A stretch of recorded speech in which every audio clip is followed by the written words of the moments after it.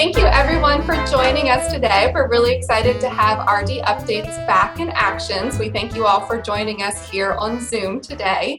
I'm very excited about today's topic, the Media Savvy RD, and I'm happy to introduce Dr. Beth Kitchin, who is faculty in our own Department of Nutrition Sciences here at UAB. Dr. Kitchin teaches a number of our courses. She teaches undergraduate and graduate courses, including in the graduate courses, communications in nutrition.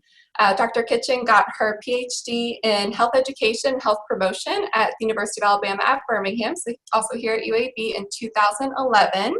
And she has been doing media since the 1990s. So Dr. Kitchin is an expert truly in this area, so we're very happy to have us teaching us all how to be media savvy RDs. So with that, Beth, how did you get interested in nutrition and the media? Well, Tara, thank you so much for hosting us today. I appreciate this. This is a topic that I love to talk about. And so today what I really want to do is talk about some of the things that all RDs need to really know about evidence-based medicine, and then move into talking about how you can get involved in media, because the more RDs, well-informed RDs we have out there, the better. So how did I get involved? Well, this is a picture from a long time ago, back in the 90s on Good Day, Alabama. And I didn't really set out to be on TV. I just sort of was asked by various reporters to comment on some stories that they were doing. And then when Good Day, Alabama started their regular morning show, they wanted a nutritionist on, and they knew me. And so they said, hey, would you be willing to do a weekly segment with us? And that was back in the 90s. And I've been doing a weekly segment with them ever since. I think I've only missed a few here and there. So it's been a long time since I've been with them, and it's been really fun. But I think that also speaks to when you respond to reporters and really help them out, they will in turn help you out and give you some opportunities as well. So that's one of the reasons I highly recommend making yourself available to reporters and other people in the media. But it's been really fun, and you can see by our styles in this picture that was a long time ago. I absolutely love this picture because I know I'm a big fan of your WBRC segments. My boyfriend and I just watched you this morning. We really enjoyed your breakfast tips. So if you're not catching those segments, I highly encourage you. You're usually in the 8 o'clock hour on Yes, WBRC. they've switched it temporarily because of the pandemic. And we'll talk about the adjustments that have had to be made because of that towards the end as we talk about, RD's involvement in media. So yeah, I used to be on right after like 7:45, but now with the pandemic, they have that new sort of earlier. So I get to sleep in a little bit, which is nice actually. So that's wonderful. Yeah. Well, please, speaking to that point, tell us, why is this such an important thing for dietitians to be involved with? Why is nutrition important to be in the media? Well, as all of us know, everybody is interested in nutrition, and it's really gotten even more of a big topic for people since internet has provided people, social media has provided people with a huge platform. And that can be very good, but it can also be very bad. And so there's a lot of bad information out there. There's some good information as well. But the credibility of our profession is really at stake here. And one of the things that I always talk about, because I have been doing this for a very long time, I became a registered dietitian back right around 1990, I believe.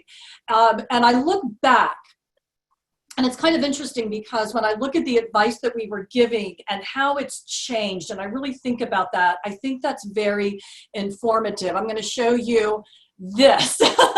And you look at these two Time magazine covers, and back in 1984, and that was when I was an undergrad, so I was just really starting to learn about nutrition. And what you see there is 1984. It was all about cholesterol. And I remember this back when I started my clinical rotations, and we would tell patients that they shouldn't eat things like shrimp and lobster because they were really high in cholesterol. So our cardiology patients, that's what we told them. And some of you that are much younger are probably going, wow, really? And yeah, really. And if you look just, about 15 years later, everything had, I'm going to say, changed, but did it really? As we go through this this talk today, did things really change, or did we just not do a very good job of assessing the available research? And so that's what we're going to kind of build on today, because some people say, well, things changed. I look back and I go, well, if we had really done maybe a tougher critique of the research, maybe we wouldn't have been so quick to give these recommendations. And now you can look at 2014, we have gone sort of from demonizing fat and cholesterol when I started out, and now everybody's like, eat butter, eat fat, that's fine, but now sugar is on trial. And so this makes me wonder, have we really learned our lesson? And so a lot of questions arise, from this, this long history of nutrition in the news, and then also our clinical practice. Absolutely. And I can't agree with you more. I think it's so important for registered dietitians to be out in the news and just truly doing a good job at sharing the true science of nutrition to consumers. So how do you think this really has an impact on our consumers? Well, I think consumers, if you look, just recently, if you look at the COVID, what has happened with COVID, and you'll see, again, people are interested in nutrition, even when it's something like a virus, where there's really not a strong nutritional connection. And yet, what happened when the pandemic occurred and we all started social distancing and everyone was really scared of getting this virus? Look at the headlines that are out there, about supplements to boost immunity, and a lot of people, and even some, I even saw university professors talking about, oh, you need to be taking vitamin C supplements and all this stuff that was really had no basis. I mean, I think this headline is very interesting. New findings have confirmed the efficacy of dietary supplements to help fight COVID. How could that research have been done? COVID, didn't even really hit the scene until, December, January of last year and this year. And yet, look at this headline. And so it's really important that we be involved. One of the great headlines that I saw was this, and this is by a registered dietitian. I posted this a lot because this was by Kara Rosenblum. Some of you may know her.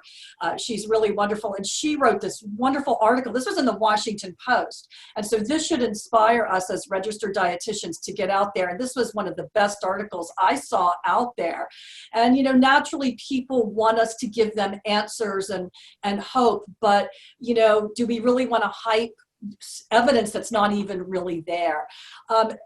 Tara, you asked a really good question. You said, well, how does this affect consumers? Some people think, well, what's the big deal? Is it all that bad to tell somebody to take a vitamin C supplement that's fairly harmless? Or, making some other recommendation that may not be evidence-based, but is otherwise harmless. There is a harm, and there's even research that supports that there is harm. This was a study that came out in 2014 that showed that when consumers are exposed to these contradictory nutrition messages, and of course we see a lot of these. I was just on Facebook today and saw a famous nutrition author telling people not to eat tomatoes because of lectin, and I just, face plant there because it's very frustrating. And so when people see these kinds of messages, what we find is that it actually is associated with not just confusion, but actually a backlash against nutrition information and the so-called experts, and that their intentions, consumers' intentions to make change are actually sort of depleted. They sort of lose that enthusiasm because, they don't know what to believe. So anybody who says, well, does it really matter? Yeah, it really does. And I think that we'll start to see more research such as this coming out that really shows that there are potential adverse effects of us not giving evidence-based message. Just think about those Time magazine covers that I showed you, where and I know I've had this. Many of you who are dietitians might have heard this too, from consumers and patients saying, you guys say eggs are good one day, then bad the next, then good a couple days later. You don't know what you're talking about. And that's where this, as we get into talking about how to really assess research honestly, hopefully we can start to provide people with really honest information. It's not always the most exciting, telling people, well, there's not evidence that supports that, or there's not a whole lot you can do to fight off COVID with nutrition. But again, the alternative is to lose trust. And when we have lost trust, then we lose our effectiveness as dietitian nutritionists.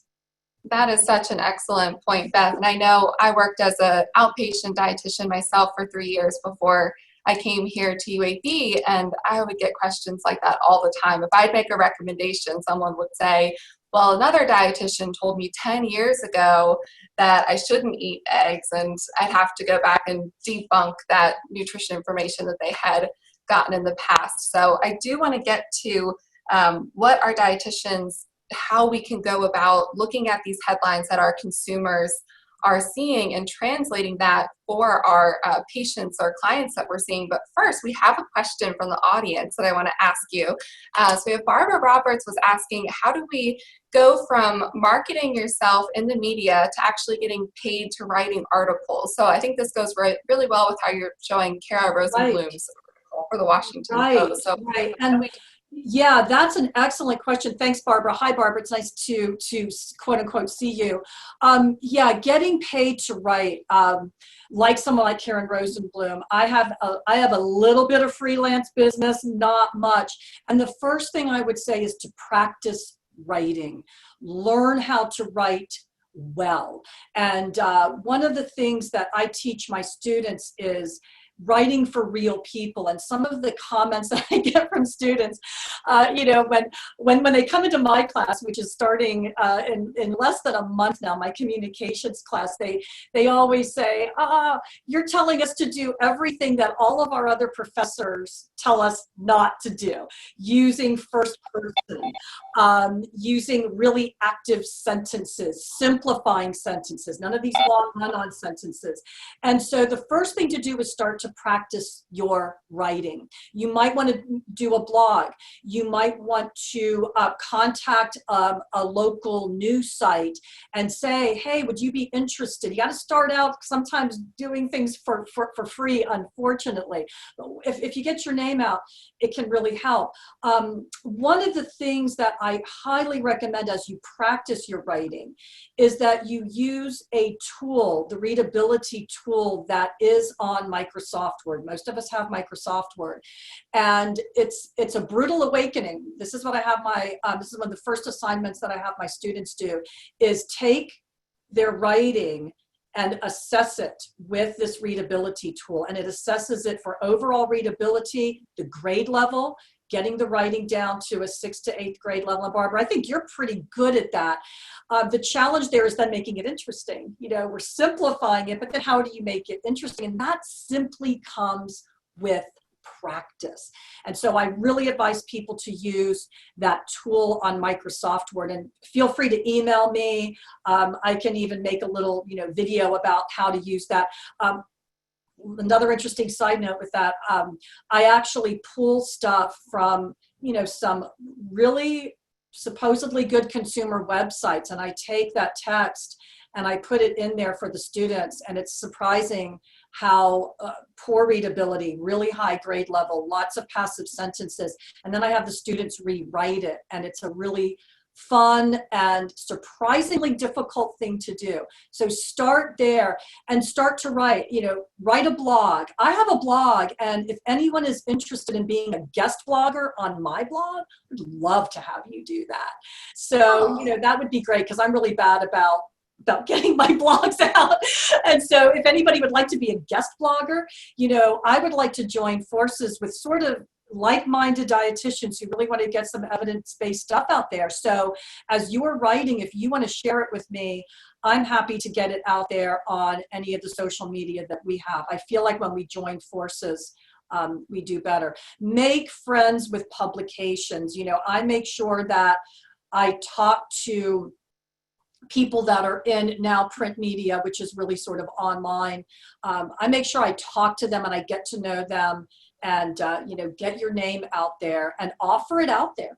Say, hey, I can write this for you, and say I'll do a couple for free, and then if you like it, maybe you can start paying me a little bit. Right now is a really tough time with COVID. Advertising dollars are down, but it's a good time to practice. So practice that writing. I hope that helped.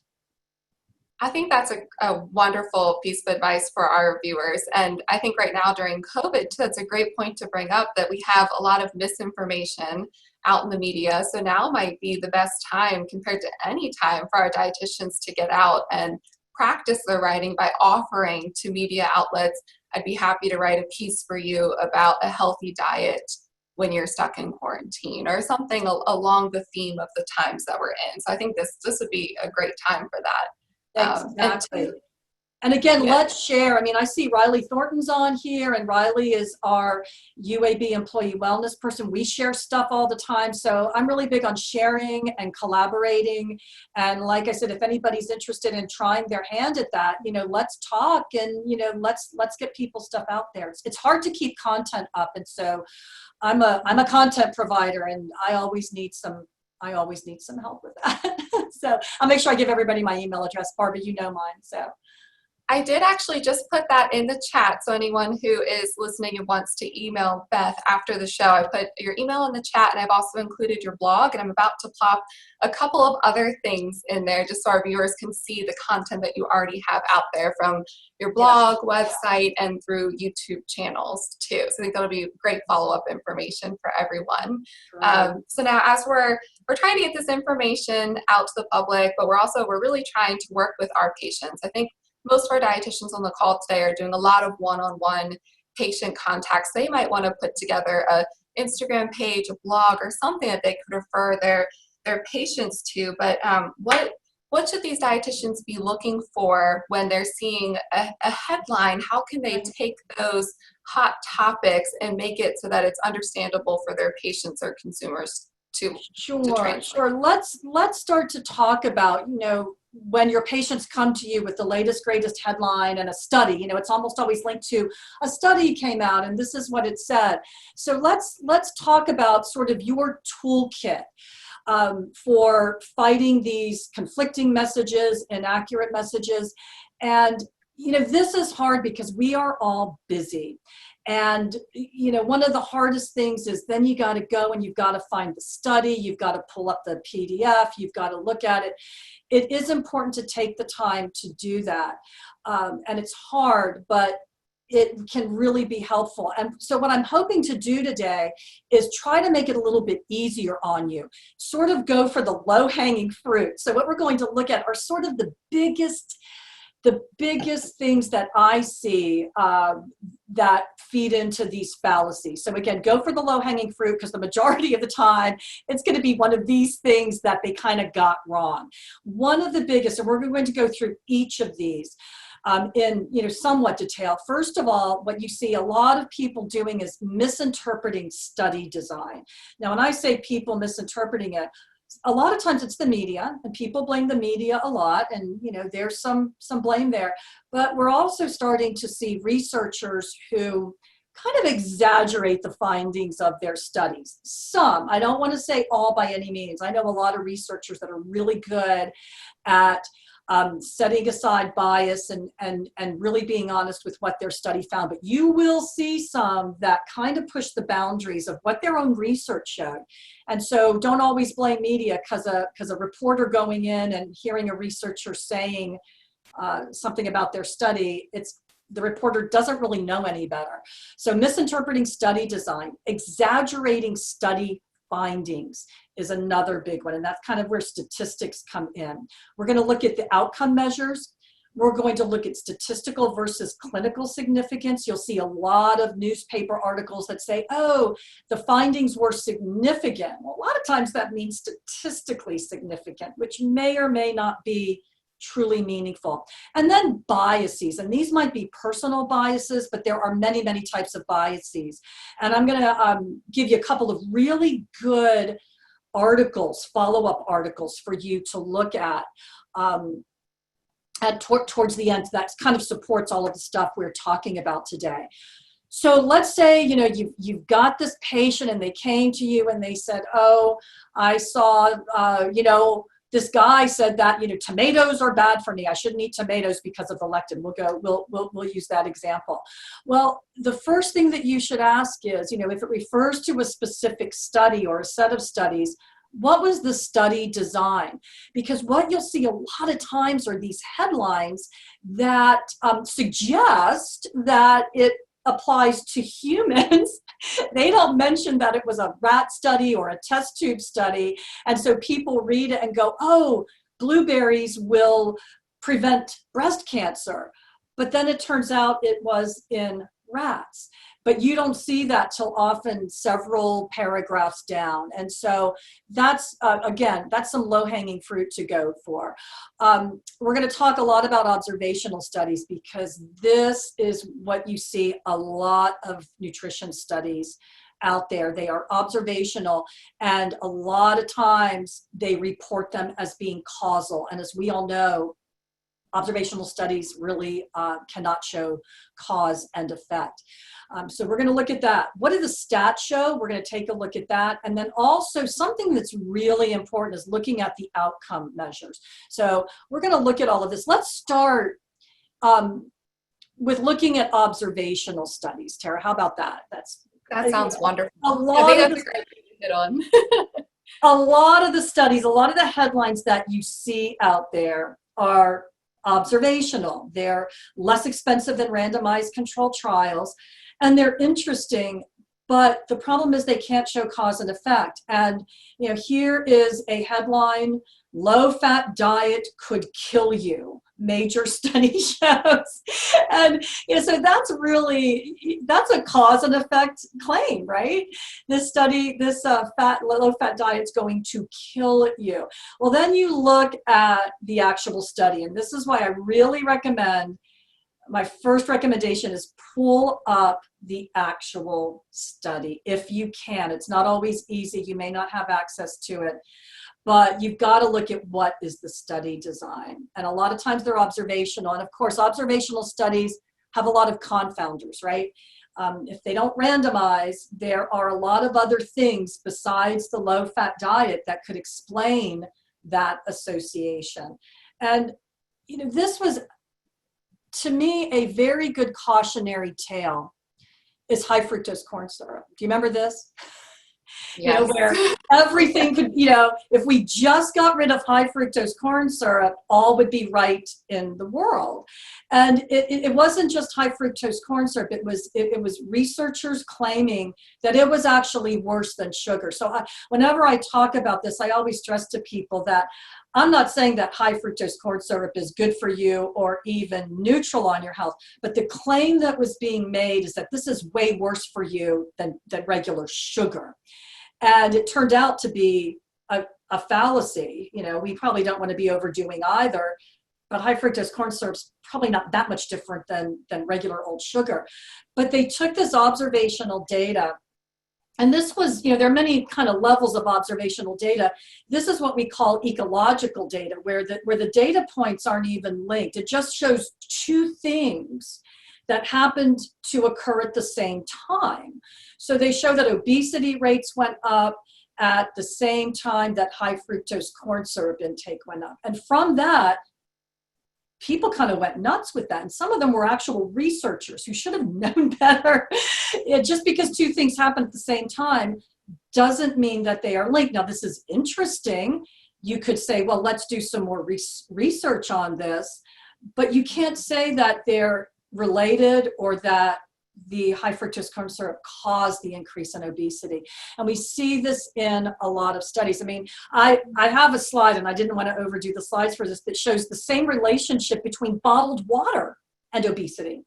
You know, people started drinking more bottled water at the same time obesity rates went up. Would you say that bottled water use caused obesity? Of course not. Now, you can look at this one and say, well, this makes at least some sense that that would cause, and that's true, but you still have to study it. You still can't make that assumption. And so it's a big problem. And this recent study, this is really interesting. This is some interesting data on this. This actually showed that the studies that were being talked about on social media, that they were using really strong causal language. So 50 academic articles for review. These represented 68% of Facebook and 45% of Twitter shares. This was in 2015. 48% of the media articles used strong causal language, but only 6% of those studies, when those were reviewed by experts, actually showed that they could use a strong causal inference.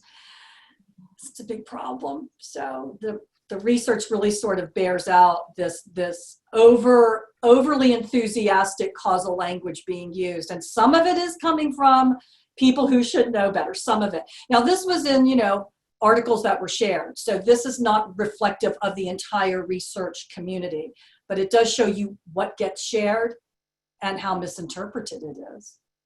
Oh, yes, and that really does further drive home the point of why it's so important for dietitians to be communicating this information, because we're all trained to go and look at these articles and glean the information that's important to share with the public. But I think researchers sometimes are in a tough position of they want their study to sound great, which might be where we're seeing some of these headlines or publication titles that don't really reflect what the results are showing. And same for the media. The media wants that hot headline that's going to attract a good audience pool, but that's where we experts come in and are able to really translate the true scientific facts to the public. And I love that you referenced a systematic review there, because I think that's a great starting point if you're trying to get a good overview of a topic, to go and look for a systematic review that's covering all topics or a lot of studies that have been done on that one particular topic. So I always think that's a great thing to reference when we're trying to get good information to get out to our audiences. But tell us, how does this affect policy then? So that's so important in our field, especially. And I think this goes back, Tara, to what we were talking about with those 2 Time magazine covers. Yes. You know, when I look back, and this is my opinion, I really want to stress this is my opinion, but when I look back at that time, and that's when I was a young dietitian coming up and looking at all of this, when I look back, I think that's where we sort of made the mistake. We sort of say, well, new research has come out, but did we jump the gun a little bit using observational studies to inform policy? And, you know, back in those days when I was a young dietitian, and, you know, we had patients who had had a heart attack and we're telling them not to eat cholesterol, we went with what we had. You know, we wanted to be able to help people. And that's where a lot of the struggle comes in. But there weren't a lot of randomized controlled trials. You know, a lot of the data that we had came from the 7 countries study. Some of you may remember that. Those were all these big population studies of the Mediterranean diet. And those were all interesting studies, but did they show a true cause and effect? So what do you do with policy when you want to inform people? And that's where it is a conundrum. How do you get people to show interest in what you're talking about? People want answers, and people often want, you know, this is good, this is bad, this is right, this is wrong. And we often don't have those answers, but we have to wait until the causal strong studies come out.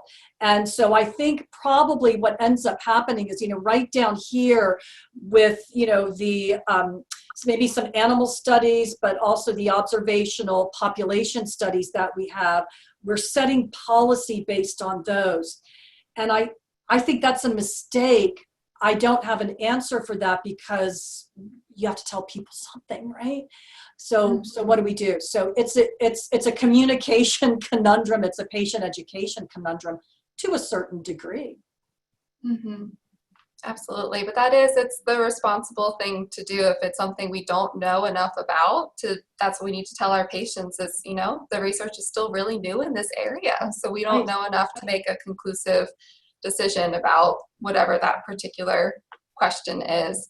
And there's something to be said about, this is what this is what we're recommending right now.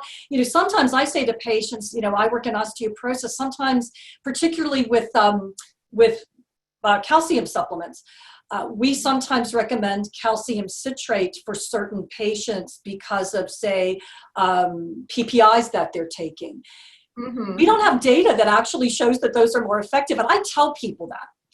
I tell people, my doctors we recommend calcium citrate in this situation, but I want to be honest with you, we don't have sure data about this. We're kind of going on hypotheticals here. So this could change. And so sometimes, I'm just kind of blunt with people and say, we recommend this. It's kind of hypothetical. A couple years from now, we could be telling you that it really doesn't matter which one you take. So it's that sort of nuanced language. It gets wordy. And people, again, like very clear-cut recommendations. But you're right, if you want to be truthful and not have people come back and say, well, you told me that this was more effective. And you can say, well, no, actually I didn't. I said, you're going on what we have right now. Mm-hmm. Absolutely. But we're a science-based field. That's how science works. Things constantly evolve over time. And that's something I love about being in the field of nutrition. I love that things are ever changing and we're constantly learning more and more about the food that we're consuming and how it's nourishing our bodies, how it's impacting diseases. I think it's wonderful that we have the power to continue to learn and continue to get more valuable information out to the public. But I know one thing I struggle with, I know you're going to talk about this today, is I have never been a data person. I just don't think that way. So please help us. What are the issues with statistics? What should we think about when we're looking at statistics in research studies? Yes, and it is hard. And, Tara, one of the things I'm going to tell you personally is you're working on your PhD. And that's going to help you a lot because you're going to be forced. You're going to take a lot of statistics classes and you're going to do fine. And it's really going to help you.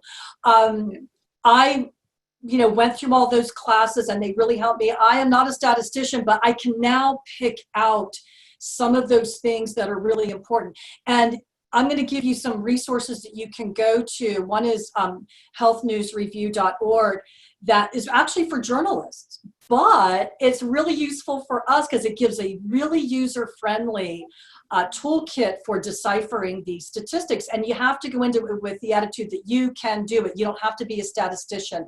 You can look for, again, those sort of biggies that I talked about. So let me show you again, let's look for the low-hanging fruit, right? And so one of the big ones that I see is the reporting of relative risk as opposed to absolute risk. We can also talk about relative benefit and absolute benefit. And this was an actual phone call that I got from a patient many, many years ago, where a patient of mine called me up and she said, Beth, I'm taking hormone replacement therapy, and I just heard on the news that when I'm taking my hormone replacement therapy, that makes me twice as likely to die from ovarian cancer. You can imagine that really scared her. So I was like, okay, let me find the study and I will call you back. And so I looked up the study, and what the study showed was, yes, women were twice as likely to die, but that was the relative risk. The absolute risk went from 1% to 2%. And so, yes, that's a doubling, right? But when I told her that, you could just tell, she just immediately went, oh, okay, that doesn't sound as bad. And then we talked about whether she should continue on the hormone replacement therapy or not. And so now this does get hard because you can sometimes go back to the actual research study and find the absolute risk.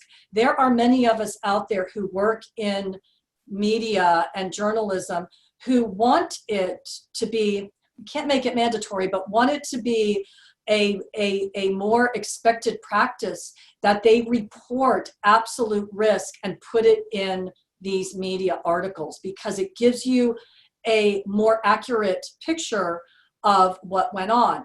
Relative risk doesn't tell you what the original risk was. So you could say that the risk of something doubled or the benefit doubled. But if the original risk or the original benefit was really low and it doubled, is that really a big deal? Sometimes it is, sometimes it isn't. And it can be difficult to go back to the research article because sometimes the way they present the data in the research article, you can't figure it out, but sometimes you can.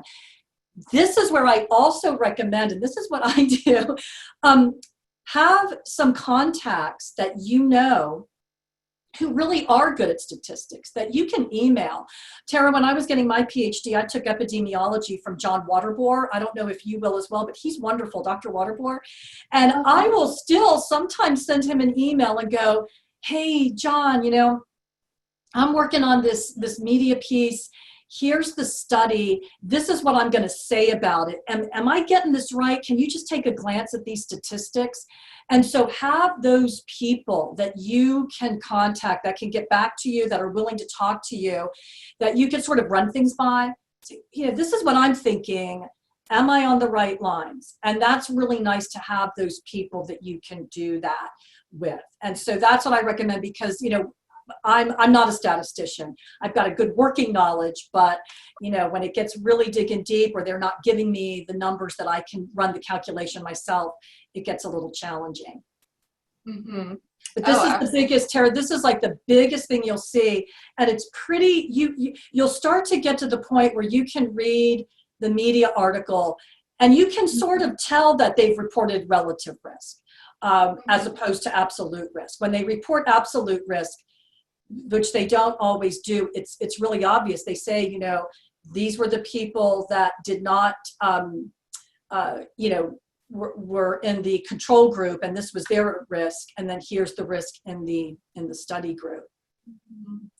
And I think with that, and correct me if I'm wrong, a lot of this really comes with practice. The more studies that we read, the more news articles that we're evaluating. So if these dietitians who are watching today start putting themselves out there with the media outlets and having to translate articles, it kind of pushes you in that direction of having to look at the studies and practice translating this. But I know, as you mentioned, just being early in my PhD program, I still feel like a novice with statistics, and I do use my resources often, and by resources I mean people who are experts in statistics, to help me out, because I just don't feel like I'm an expert there yet. And I mean, I even did, my master's research was qualitative, so I'm really on the opposite end of the spectrum. And I love qualitative data. I honestly feel that we don't do enough of qualitative, to tell you the truth, because I think we lose a lot of valuable information when we don't do qualitative. So I love that you did that. And you know, this really speaks to where our expertise is. You got to get comfortable with doing this, and it's scary because your confidence is going to be low. Oh, am I getting this right? You know, taking this researchers, you know, these really, you know, in the weeds statistics, and then I'm talking about them. But you're right. The more you practice and the more you do a double check with somebody, and they come back to you and say, yeah, you're actually saying that pretty accurately. The trick then is saying it in a way that people can understand it, and that's where our skill set comes in, and that can get pretty tricky as well. So yeah, but yeah, I think you're right, Terry. You got to jump out there and test the waters and try it, and trust yourself. Trust yourself that you have a valuable opinion and you have something to offer here, and don't be afraid to, you know, be somewhat critical. We can do that in a very professional, collegial way. That's what science is all about. We challenge people, and that's okay to do that. And I don't think we should be afraid to do that as dietitians. Say, yeah, you know, they're saying that, these blueberries are going to prevent breast cancer. But you know what? This study doesn't really support that. Now, eating blueberries, sure, that's not going to hurt you, but you need to do all those other things for breast cancer prevention that we have much more solid evidence on. And that's kind of where I always go. Yeah, this could turn out, but not right now. But let's go back to the things that we do have some confidence in. That's definitely the route I would always take with my patients that I'd see as well. Is what do we know a lot of information about, the things that we feel comfortable recommending. I want to give people something to take away from that information that they can go and do something with. So I think that's wonderful advice. But also you touched on a great point for our dietitians watching today, that we are experts. We are the food and nutrition experts. And it is okay as a registered dietitian to voice yourself and translate this science, because you really are the ones that should be doing that. We are the ones that should be out there being the voice of food and nutrition for the public and really translating the science for our patients, for our clients, for the media, seeing public policy change. That's our business. So I think that's a great takeaway message for everyone watching today. Yes, I think so too. Now I want to go back to a slide real quick, because we were talking about observational studies, and I want to go back and just sort of, we talked about not feeling comfortable with the numbers to a certain degree, and we talked about relative risk, and you kind of have a double whammy when you see these relative risks being reported that may be weak, but then it's also an observational study on top of that. You can have a relative risk with a randomized controlled trial, and so that's causal language that you might be able to use there, but you almost have this double whammy with a relative risk being reported, and then on top of that it's an observational study. So you've got, people saying there's a 28, your risk is, here's the low-fat diet headline that I gave you earlier, they're saying there's a 28% increased risk from a low-fat diet. So not only are they using causal language, but they're also using this relative risk. And so you've kind of got this double weak whammy of information. And so this really is where I see some really big problems. So you got to say, well, first of all, it's a relative risk. It sounds more impressive than what it really is, but also it's an observational study. So even though there's this 28% associated risk, there may not even be a causal relationship there at all. And so this is what I see that really drives me crazy. And then, 5 years later, you find out that there was no relationship at all. And I've seen this happen so many times. I mean, we used to talk about, all sorts of vitamins, such as, taking vitamin E. I don't know if you guys remember this, but I would say a good 15 years ago, people were taking vitamin E supplements to prevent heart disease, heart attacks. Do you hear us talking about that anymore? No. Some of you might even be surprised, as if you were really young. Really, you guys used to tell people that? And there was observational data that showed that there was an association between vitamin E and lowering heart disease risk. And even doctors told people to take vitamin E. And then when they started doing randomized controlled trials, what they found was that there was no benefit and possibly even some harm, because when people were taking excessive levels, there was too much blood thinning happening. So, this is, when you've done this as long as I have, you see repeated examples of where we got it wrong. And I think that's one of the reasons I'm so passionate about this, is because I remember doing some of this myself and then going, oh, wow, we gave people inaccurate information. And that really had an impact on me, going, I was kind of played along, and these repeated examples of this, I sort of went, wow, I don't want to be a part of that. I want to be a part of giving people more tempered, more accurate information. And so when we see these relative risks, I want to talk one more thing about these relative risks, and that is, a 28% increase. That sounds like a lot. And one of the things that I encourage my students to get comfortable with is talking about whether this is a strong relative risk or not. And this is where I go back to Dr. Waterboard epidemiology, because this is what I learned from him. So usually with a relative risk, 28% is pretty weak. And I always use this example. The relative risk, when you see a 28%, that's a relative risk of 1.28, one being all equal, because you put you look at the denominator and the numerator. When they're the same, that means no difference, right? So that's going to equal pretty close to a 1. So a 1.28 is an increased risk of 28%. Now, I always tell my students, has anyone ever done a randomized controlled trial of smoking and lung cancer? You wouldn't do that, right? You wouldn't assign people to smoke. Yet we feel pretty confident with saying that smoking causes lung cancer. Well, that's because the body of evidence is so strong that we can say that with confidence, that there's a causal relationship. But look at that relative risk as comparison. 1.28 here with a low-fat diet. Look at smoking and lung cancer, 21.7 relative. That's hugely different. And so, well, 28% sounds like a lot. It's not. And this is a nice little reminder scoring system that people can use. It's not across the board clean all the time, but it's a pretty good guide to showing what a strong increased and decreased risk on a relative risk is. And so, until you get up to, at least over a 50% risk where it's even a moderate relationship, so when we see these 10% risk or 10% benefit, I look at those and I go, that's bordering on nothing. And then it's an observational study on top of it. What are we doing here, right?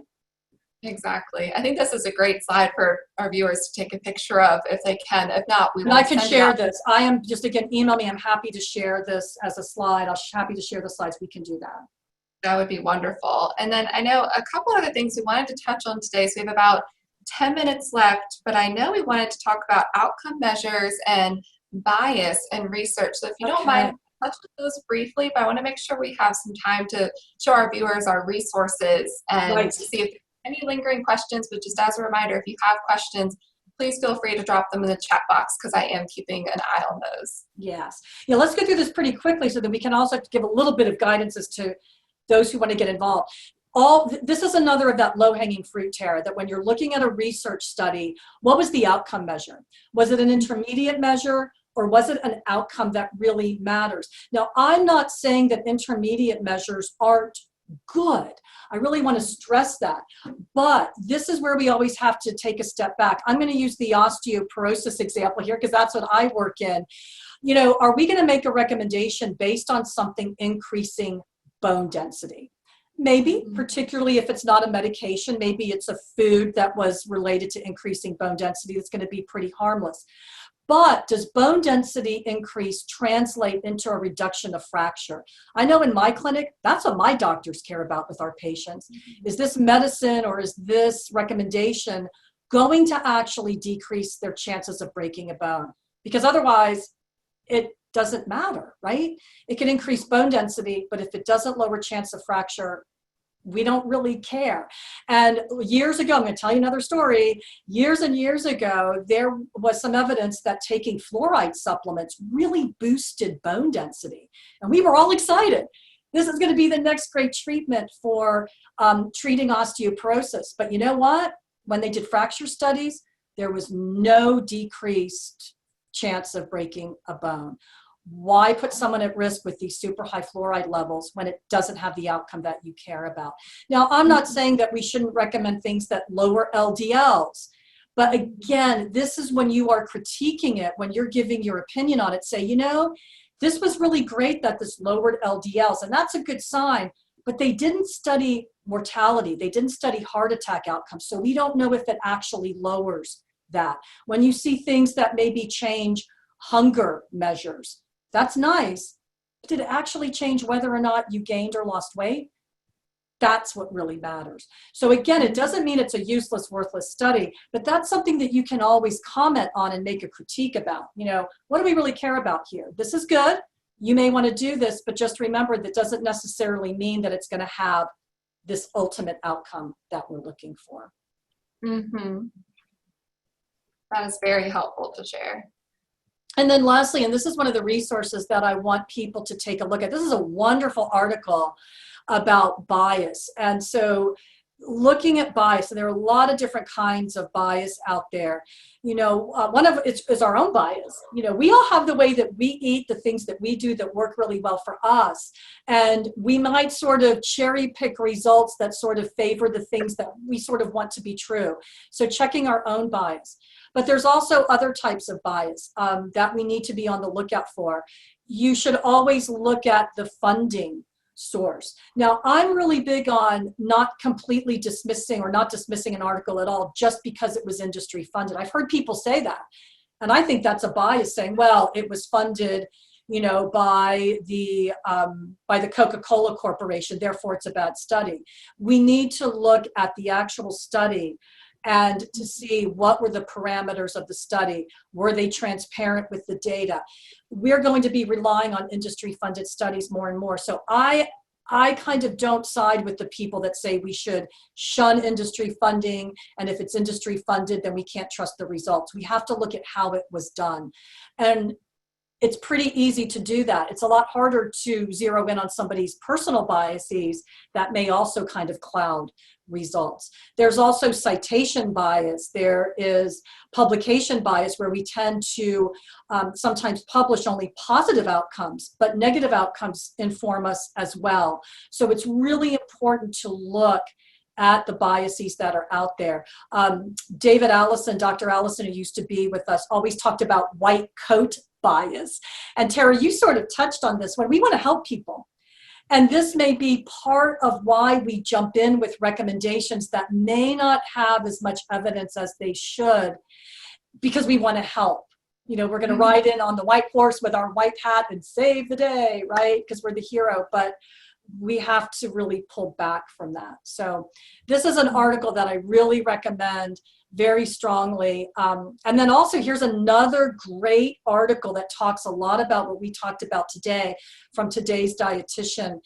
So I strongly recommend this, and we'll give you all of these resources.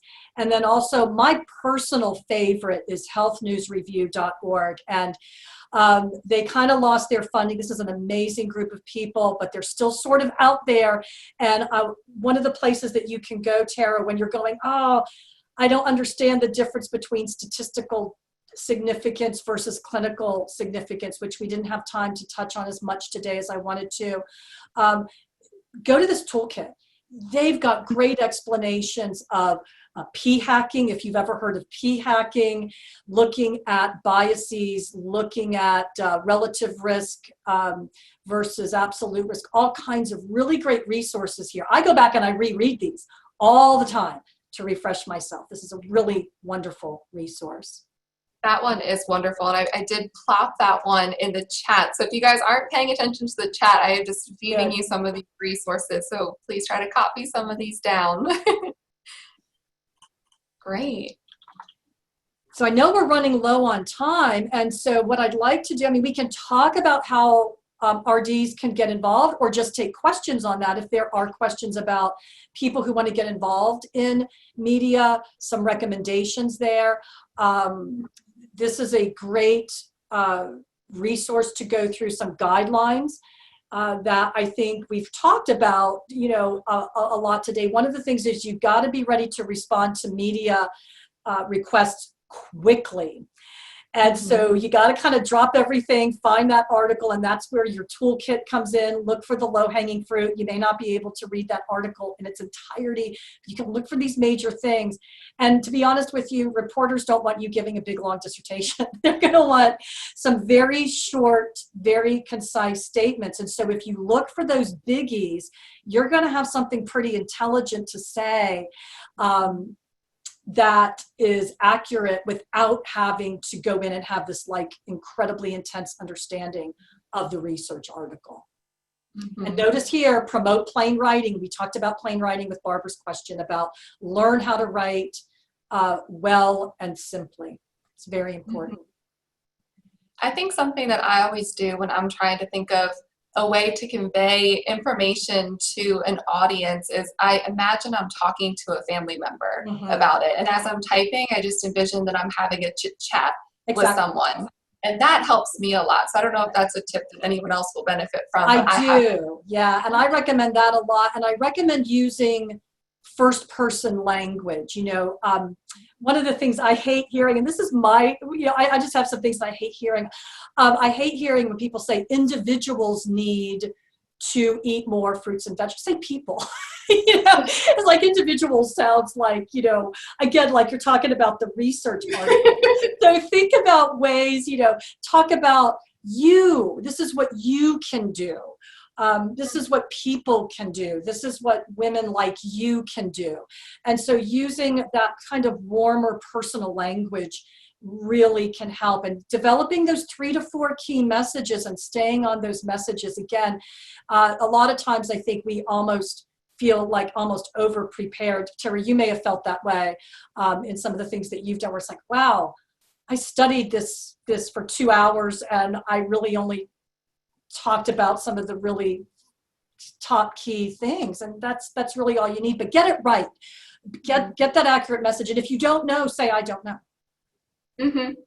Yeah, I think that's a very good point. And just as you had mentioned about media people wanting information fast, I definitely have in my minimal experience, I've noticed they want a quick turnaround time, like come into the studio this afternoon or come tomorrow. Exactly. Or can we come to your office this afternoon, and so exactly. And if you can't, you can't, but if you want to forge those relationships, you need to be willing to do it. And now I have turned stuff down, especially when it's something that's really out of my field, or I've sent it to somebody else. I've sent it to our media relations people and said, this is out of my area. I don't feel comfortable with this, and they'll find somebody else. And we have the luxury of having a media relations team here that really supports us and protects us. And that's really great. Not everybody has that. I've definitely turned away a couple of things myself too. I'll openly say I'm no eating disorders expert. And I do believe that someone truly qualified needs to speak to that topic area, even with additional certifications. That's just my personal opinion. So I've gotten a couple of requests for that I've said, here are a few eating disorder dietitians that you should consider reaching out to. I am by no means an expert in that. So and that also helps to get other people out there and other voices heard, and gives other RDs an opportunity to practice this, which is really important. I'm going to talk about when COVID has changed things. I'm doing my TV segments from home. And so this is another thing. You've got to be flexible. It took me a while to figure out that I needed the AirPods because my first segment sounded horrible from home. And so there are a lot of considerations there, a lot of resources for how to look good and sound good at home. I have some awful ones out there that I didn't share because of that, but I'm also going to promote Tara over here because Tara has started to take some steps into this direction as well. And you can learn not just from me, but from people like Tara who are sort of new to this.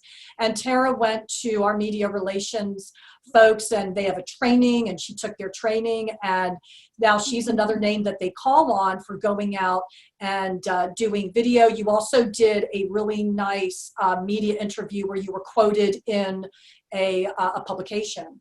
And they really want people who can be concise, use language that people can understand. So going back to Barbara's question, using to communicate, developing that skill of communicating in ways that people can understand. They're not there to hear you sound super smart. They want you to be able to communicate.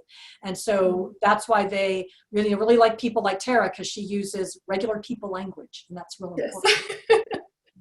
Thank you so much for adding that, Beth. And I'll just say that I am very fortunate that we have our UAB media relations team. I would have not gotten as far as I have without them. So my tip, if you don't have UAB media relations, is start contacting stations yourself. I probably would have been scared to do that if I hadn't had UAB and our relations expert helping me to get out there. But now looking back on it, I wish I had started sooner, because every news anchor I've met, they're wonderfully kind people. They just want someone who's an expert in the area to come and talk, like you've said, Beth, just like you're a real human being talking to their audience, giving them good advice, like you did this morning on WBRC with your breakfast segment, just telling people what do they need to eat for breakfast in a truly genuine way, not too sciencey. So if you're a little scared to do this, please just put yourself out there. I promise it won't be so scary the first time that you do it. After you do it, you'll be very thankful that you did. Was it scary for you when you went on? Were you a little a little nervous. I definitely was a little nervous. Sadly, my boyfriend can really attest to that. I think I worked myself up more than I think that I do. After it's over, I'm like, oh, that was fine. There was no time. Yeah. And it goes by really fast, right? And they give you like, maybe 4 or 5 minutes is an eternity. A lot of times it's 3.5 minutes. So again, that attests to you don't have to go in with an abundance of information. Make sure you've got key messages. And again, please make sure they're accurate, because that's really important. It's just really important for our getting credibility if we don't have it, and maintaining our credibility. And then again, leaving them with something. A lot of times I feel like I'm such a downer because I'm always like, no, that really doesn't work, or that data's not really all that reliable. But here's what you can do. And then also I always tell people, it's not going to hurt if you do this. The evidence isn't there, but I'm certainly not going to tell you not to eat a lot of blueberries. I love blueberries and I eat a lot of them, and it might be good for you. That's something that's certainly not going to do harm. But be also mindful that things like supplements that we may think do no harm, sometimes they can. Think about that beta carotene study with smokers, that high dose beta carotene, the carrot study. That's sort of again, an object lesson in thinking something's going to be the next best thing, and it turned out to actually increase the risk of lung cancer in smokers. So, we've got to do this right. We've got to get it right. Mm-hmm. And we will. I really hope that our audience today took away a lot from this session. I know that I did, and I really appreciate having you here to teach us your expertise, Beth. I know I'm especially grateful because you're right down the hall from me. We're not allowed to see each other right now. We're kind of way. If anyone's wondering, but still having you as a colleague has been such a blessing for me. And we also have Kevin Storr in our School of Health Professions, our communication expert. He just chimed in a great tip that you should also consider having a strong social media presence to build your credibility. So that's another really good takeaway, is if you can put yourself out there on social media, that it helps you be able to respond to the media when they come to you more quickly. So with that, do we have any last minute comments, Beth? I don't see any other questions from the audience. I think the main thing would be, again, get out there, try it. Let us know how, email Tara, email me, let us know how we can help you. If you want to try some writing, contribute to our stuff. I would love to have some people on our Nutrition Trends website, on our on my blog, a guest blogger. I will probably check it in, the Microsoft Word readability. I'm going to follow up and say, hey, can you maybe rewrite this to bring it down a couple of grade levels, or can we edit it this way so it's a learning experience for all of us? And you might just write it perfectly, and I won't have to do that at all. But I'd love to have a collaboration with people. That sounds wonderful. I've just dropped your email again into the chat box, and I'll send out this information in a follow-up when I send you all your CPEU certifications for our dietitians that are on the call. If you didn't see the chat, we do have a quick little survey for you to fill out for you to get your certification. So I'll be looking out for those over the next couple of days. If for some reason I don't hear from you, I have written down everyone's name. So don't worry, I'll make sure to reach out to you. But we do appreciate the survey reply just so we have that information on hand. And just one last thank you to Beth Kitchin for sharing her expertise with us today. And we look forward to seeing everyone again in June. The last Monday in June, we're going to do another segment. So you will see Beth and I here again with you. Yes. We will get back to having more guests once we are more comfortable with our new circumstances being on Zoom. Yes, you will see Tara and me, but this time I will be the host. And Tara's going to talk about, Tara's area is sustainability and also food security and insecurity. So I think it's going to be a really exciting session. That's something I know very little about, so I'm really excited. So look for us then. So we'll send more information out later on, but that'll be on June 29th at 11 a.m. We hope you guys will join us again then.